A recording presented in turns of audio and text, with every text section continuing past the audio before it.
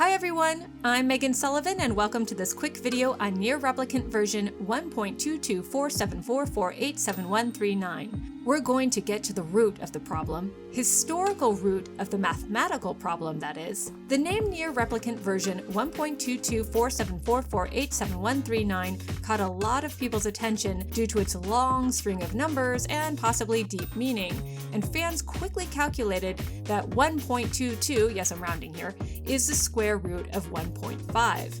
And that actually makes sense. According to an interview given by the series creator Yoko Taro, the game is a, quote, version upgrade of the original, not a full-blown remake or remaster.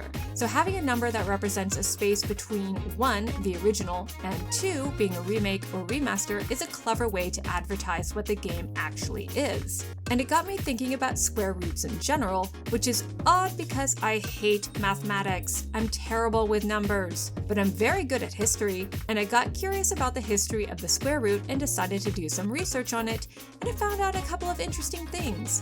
For example, the square root symbol that we all know and love, well I don't love it, was first used to represent taking a square root by Christoph Rudolph in his 1525 text Cross. This was also the first text, by the way, to use the plus and minus signs to represent addition and subtraction respectively. Before that, in 1450 AD, a man named Regiomontanus invented his own symbol for a square root, written as an elaborate R.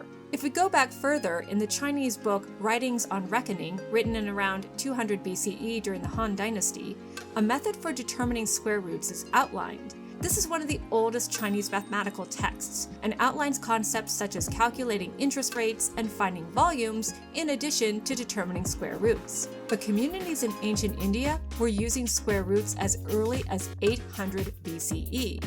This is documented in the Baudhāyana Sulba Sutra, one of a series of texts that cover subjects from religion to mathematics. Meanwhile, the Yale Babylonian collection has a tablet from nearly 4,000 years ago that depicts the square root of 2 out to 9 decimal places using a square and 2 diagonals, which may be the oldest proof we have of humans calculating the square root of a number.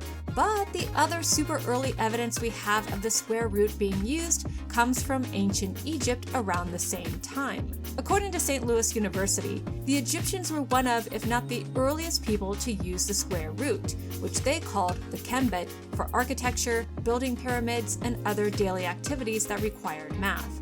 The Egyptians represented the square root with a right angle hieroglyph. Perhaps because the square root was similar to, say, the corner of a box, it was, quote, the root of the area because it had equal lengths. It's thought the Egyptians kept tablets with references for basic square root problems on them, but we haven't found any yet. The good news is we do have papyrus like the Mathematical Papyrus and the Rhine Papyrus, which feature 112 math problems with solutions, although often without explanations of how the solutions were computed. But they do contain problems for square root equations, which is impressive.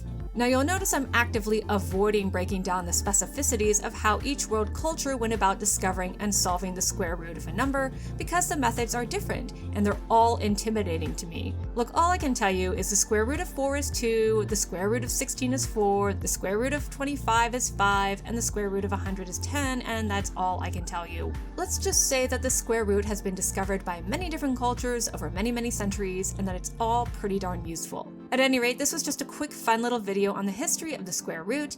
I hate mathematics, so I'm not going to do a deeper dive into numbers because I'll scream. Thanks so much for watching, guys. See you later.